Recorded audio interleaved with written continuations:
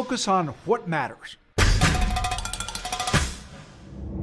Welcome to our Giving Tuesday virtual event, the new era of philanthropy.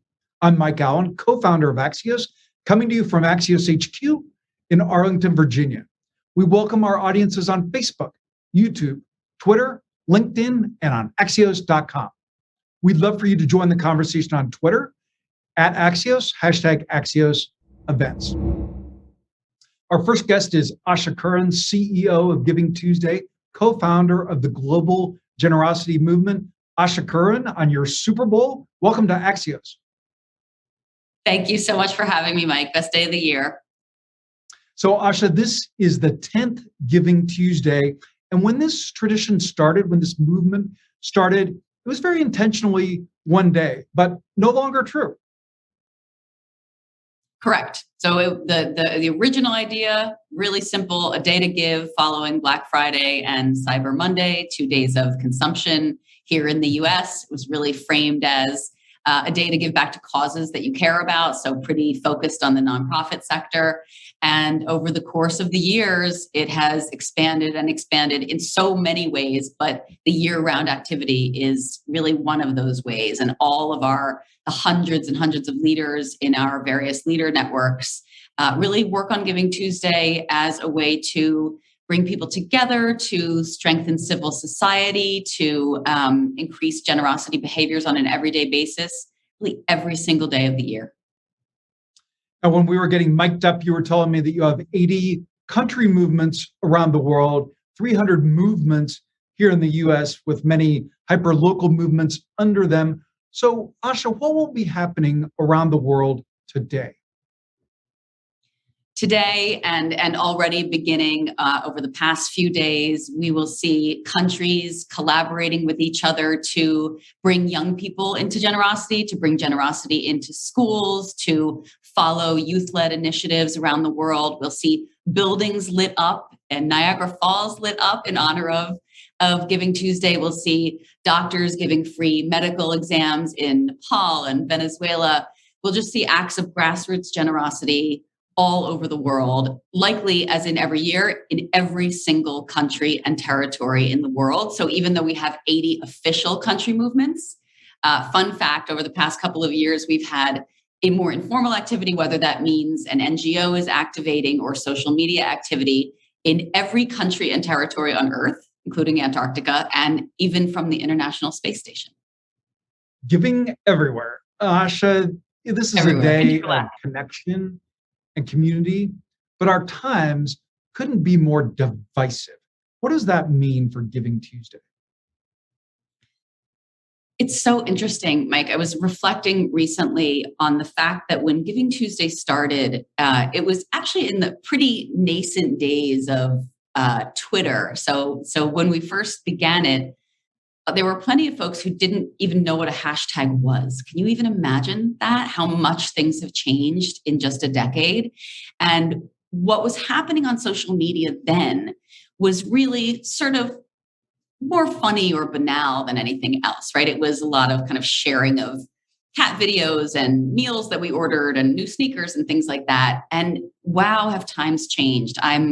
I'm personally really shocked and really sad at the state of the discourse. It's utterly, utterly toxic and threatening to our democracy. And those are words that I just couldn't have imagined saying about social media back when Giving Tuesday first started. So back then, the idea was, can these new technologies and these new channels that clearly had this incredible force multiplication effect, right? Could that be applied to generosity in the same way it was being applied to various other forms of what was then pretty harmless oversharing? Right? Now we're talking about a time where social media is mainly used to sow division and othering, and to convince us each how right we are about the things that we already believe. Right? So the algorithms are set up to simply reinforce everything we already think is right. And then we dig in on our positions and our self-righteousness increases. My hope for Giving Tuesday is that it simply disrupts that, even if it's just for one day. to show that positivity can also go viral. And it has shown that every year. I just think it's more important, getting more important than it ever has before. Generosity is a real leveler and a real breaking down of boundaries and barriers. It's really hard to be in a conversation with somebody about the good that you're each trying to do for the world, and also look at that other person as a terrible person based on whatever it is that they believe that you don't. For our guests who are tweeting along, hashtag GivingTuesday, hashtag Axios events, generosity is a great leveler, generosity going viral. Those are great thoughts. Now, Asha, let's play a game. We're in a building. The Axios headquarters is 14 stories tall. We're in an elevator. We're going 14 stories, so we only have about 30 seconds. Tell me, Giving Tuesday, now a movement around the world. Tell us how it started. Giving Tuesday started in 2012 at the 92nd Street Y, which is here in Manhattan. And it started as a simple day to give following Black Friday and Cyber Monday. That's the origin story. And we began it with our partners at the United Nations Foundation, and had an initial goal of getting 100 nonprofits to sign up to say that they will activate for Giving Tuesday. We ended up in 60 days with 2,500 nonprofits, and it has only exploded from there. Ding, we're on the 14th floor. You did that exactly perfectly. Thank you. Now, Asha, you're a real student of and pioneer in leadership dynamics. A lot of our guests are leaders of their own. What can other movements, other organizations, other leaders, would-be leaders, rising leaders, learn from what Giving Tuesday has done right and what you've course-corrected on? What a great question. So the main value, I think, that drives Giving Tuesday is that of co-ownership. So every person who's leading their piece of this movement owns their piece of it. So the person who's leading Giving Tuesday in Russia or Tanzania or Peru or Greece is not volunteering for us. They're not volunteering for some central organization. They are owning their piece of the movement. So while many movements think of themselves as leaderless, we think of ourselves as leaderful. And Giving Tuesday really in the end is all about leadership. So there are children who are leading their piece of the Giving Tuesday movement. There are leaders of entire countries. There are leaders of tiny towns. There are leaders of coalitions based on cause or culture or identity. And through their involvement in the movement, their leadership skills, their capacity to make an impact and to collaborate with others and to manage a growing community and growing networks just increases so exponentially that it will have such a long tail leadership effect. And behind that sort of philosophy of co-ownership is also really just a basis of trust. We trust that those leaders are going to do the right thing to be completely authentic to the place or the cause that they are sitting in. And I see so much distrust from leaders of the people who are working for them or working to push their mission forward or their business forward. And I think our movement really runs on an ethos of everybody's in it to do good, and we're all in it to support each other. We're talking today about innovation in philanthropy, and one of the biggest innovators, biggest disruptors in philanthropy has been Mackenzie Scott and Dan Jewett, who overnight made a difference around the world. They gave $7 million to Giving Tuesday. That money's already going to work. Tell us what you're doing with it, but also, how did you find out? I found out via a phone call while I was driving my son to get his learner's permit. I had to pull over because I thought I was going to faint. It was amazing news. And, certainly I think this approach to philanthropy is very savvy, even if only that it is provoking so much conversation about the way that we do things. And the way that we do things is simply the way that we've always assumed they should be done.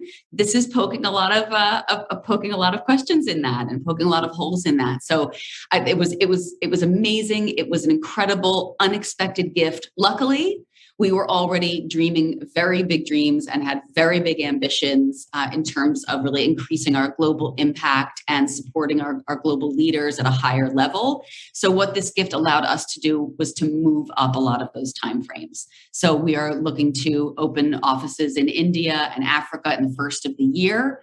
Hopefully, we'll be able to learn so much about crisis recovery from that expansion that will inevitably, I hope, serve the rest of the world, every country, every organization who is going to be recovering from this pandemic, that we will be able to do that in service of them. So it's really exciting. But I think on the other flip side of Mackenzie Scott, you have the Giving Tuesday givers, right? Non-billionaire givers who are also taking the power of philanthropy into their own hands and changing expectations year by year. And we're about to get the hook, Asha, but real quick to go question. I've heard you use the phrase radical generosity. Tell us what you mean by that. To me, it just means approaching generosity through the lens of mutuality and solidarity and recognition of our shared humanity, rather than as a divisive definition between people who have and people who don't, which is ultimately about hierarchy, whereas thinking about generosity through a more radical lens is really about we're all in this together. And I think we really are seeing that play out from a grassroots level this pandemic year more than ever. And Asha, we always finish at Axios with one fun thing. And during a shutdown, you tried a lot of talents. You tried a lot of pursuits. Which one do you think might stick? None of them. I'm very, I displayed a remarkable lack of talent at the many things I tried. However, what I did was try. I watercolored and I joined singing circles and I baked. And no, I didn't do any of those things particularly well, but I'm pretty proud of the fact that I did them in the first place. Asha Curran, you do a fantastic job founding and running Giving Tuesday. Thank you for joining Axios. Mike, it's been a pleasure. Have a great Giving Tuesday. We thank the Bank of America for making this conversation possible. And now here's a video from the Bank of America.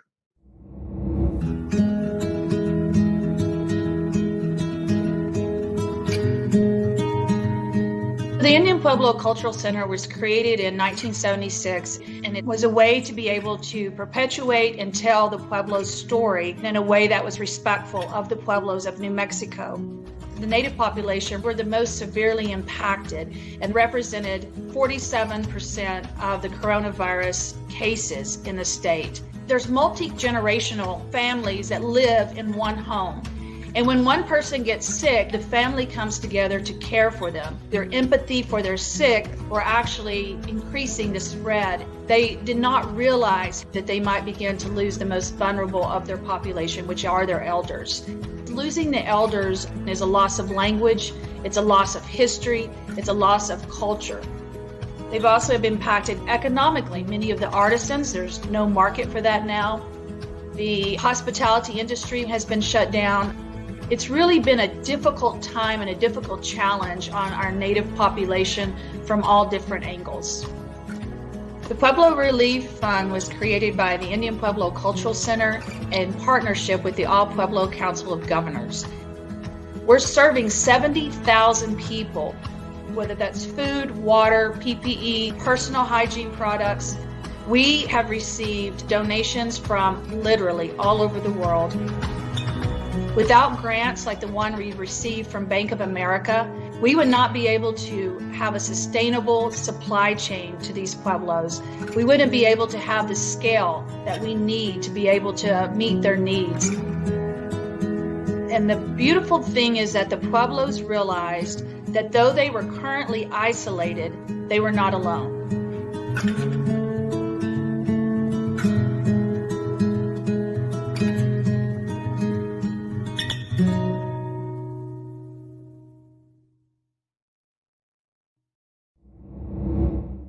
I'm Nyla Boodoo, and I'm the host of Axios Today.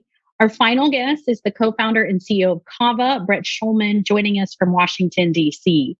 Hi, Brett. Thank you for joining us on this Giving Tuesday. Hi, Nyla. Thanks for having me. I feel like the hospitality industry has had such a tough time during this pandemic, even though I should add that I know that this past year has been a time of growth for your company. How have you all handled the past year? Well, we've tried to handle it as we have in the past, which is really focusing on our mission. And that's to bring heart, health, and humanity to food. And we do that with our team members and through the experiences and food we serve with our guests every day. And so I know pre-pandemic, you all made some pretty significant investments in the digital side of your business, mobile ordering. I think things that in many ways all restaurants have implemented now. Did that put you in a better position before the pandemic or during the pandemic? Yes, certainly. I think what we found in the pandemic is that it has served as an accelerant or an amplifier of many of the trends we saw building prior to the pandemic. So that was investments we made in digital access.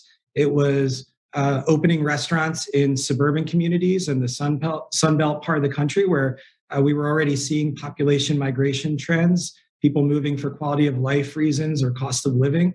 And the pandemic has only served to accelerate those trends. And I think giving, philanthropy, how you support and take care of your team members beyond the four walls of your restaurants is another trend that's only been accelerated by the pandemic and something that we've been leaning into since our very first days of founding Cava. And so coming up in December, I know you're opening 3 new restaurants in Maryland, New Jersey, and Arizona. How much is giving back to the community part of how you introduce yourself when you're new in a community? Yeah, it's how we put our first foot forward in every community. We have what we've done for every restaurant opening, which is what we call our community days. And that's where we introduce ourselves to the new neighborhoods by inviting people in for a free meal to share with us. And we recommend donations and we match any donation that our guests contribute. And we've donated over $150,000 this year and served over 50,000 free meals to the communities we've opened in. We have a unique opportunity at Cava. We now operate in 160 communities. And as you noted, it's growing by the week to make an impact at a grassroots level with our food and with our service. We like to talk about our spirit of generosity.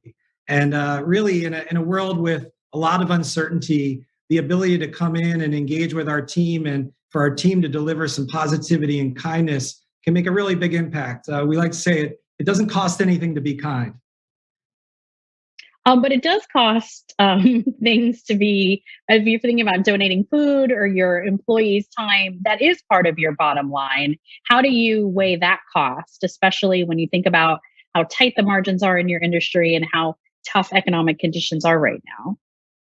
Yeah, I don't think giving should be looked at as an expense or a tax deduction, right? It's an investment in our team, in our guests, in positive emotions, in gratitude, and in building relationships and strengthening those relationships because what you give gives back to you and then some. So when you're thinking about who you're partnering with in local communities, because you are in the hospitality industry, does that then lend itself to, I mean, I notice most of your work is with food banks. Is that kind of the realm that you've stayed in when you're thinking about your community giving and philanthropy? Yeah, we focus on food insecurity in the restaurant industry. So whether that's the Giving Kitchen in Atlanta, which helps set up an emergency fund and fund for restaurant workers' needs in the when they have emergencies arise, or food banks like the San Antonio Food Bank or Food Trust in Philadelphia, where we can help make an impact in the communities for those in need. And I'll be heading over to Martha's Table here in our own DC community to help create grocery bags and vegetable bags for those in need in our own hometown community. How much as a CEO do you think about the stress on your workers? You mentioned sort of the mental stress that everyone's under during the pandemic.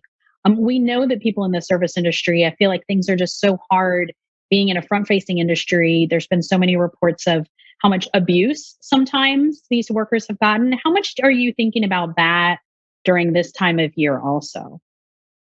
Yeah, this goes back to me and my co-founders all working in the restaurant industry when we were younger and seeing firsthand the stereotype of what a job was like in the restaurant industry. And when we founded Cava, we wanted to build a place where you could actually have a career, not just a job in the restaurant industry. And that's the philosophy about, how do we take care of our team members, not just in the four walls of our restaurant, but beyond the four walls of our restaurant. And mental health is certainly at the forefront right now. As you noted, there's tremendous stresses from the pandemic that we're all living through, let alone coming into the holiday season when mental stress is heightened.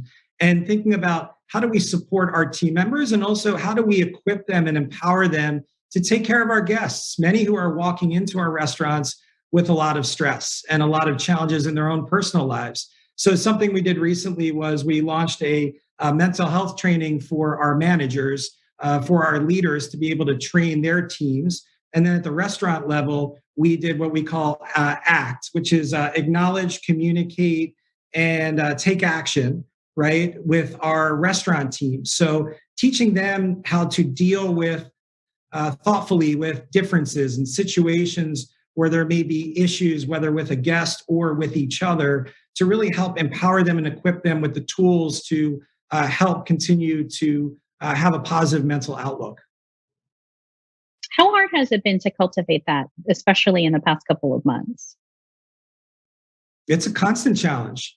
Again, with the news this weekend on Omicron, right, and the new variant of COVID, we are constantly faced with a very fluid environment, and that's what we've emphasized to the team is that in the modern world, whether it's weather related, whether it is virus related, or another type of factor that creates this disruption in our lives, how do we be able to cope with it, to manage it, to handle it? And it's incumbent upon us as a company to be able to support our team members and equip them with the tools to be able to manage through that, and not only maintain a positive state or be able to manage any stress, but be able to put forward a positive atmosphere and a kind service and use it as a force for good, right? In our restaurants, we have a unique opportunity to touch people's lives every day with great service. We have an opportunity for our team members to come in and have a place that they can have confidence in is going to be a couple of great hours of their day that's going to bring them joy and positivity,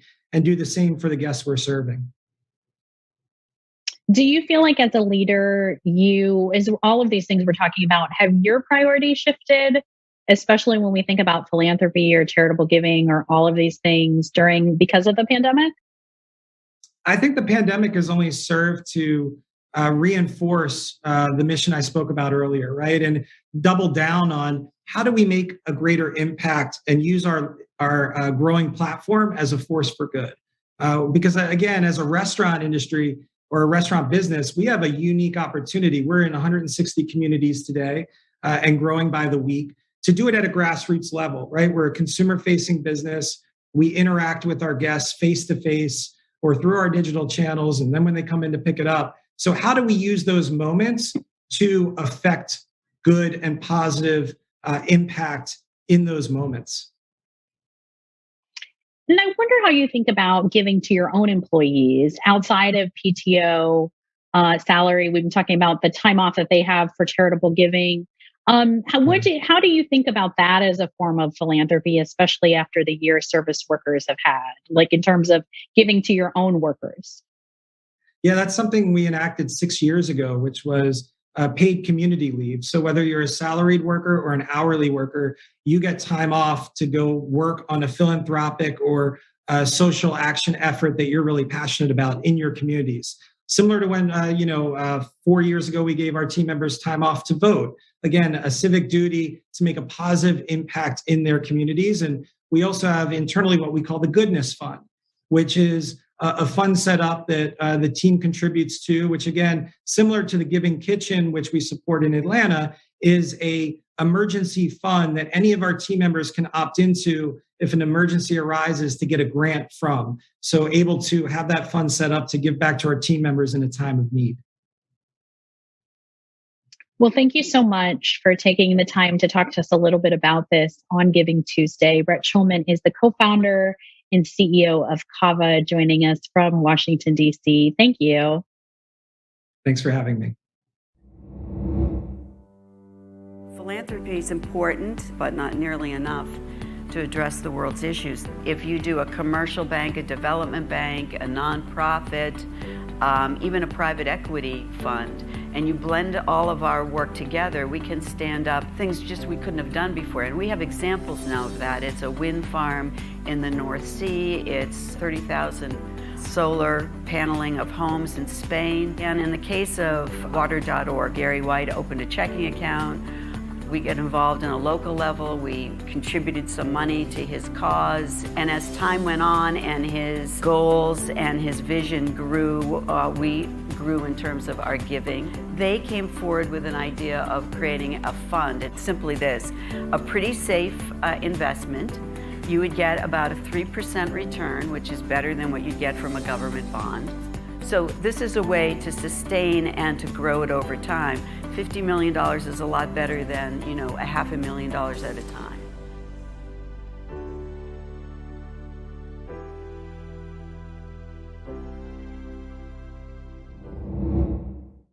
Thank you all for joining us this afternoon for another virtual conversation that has made everyone smarter, faster.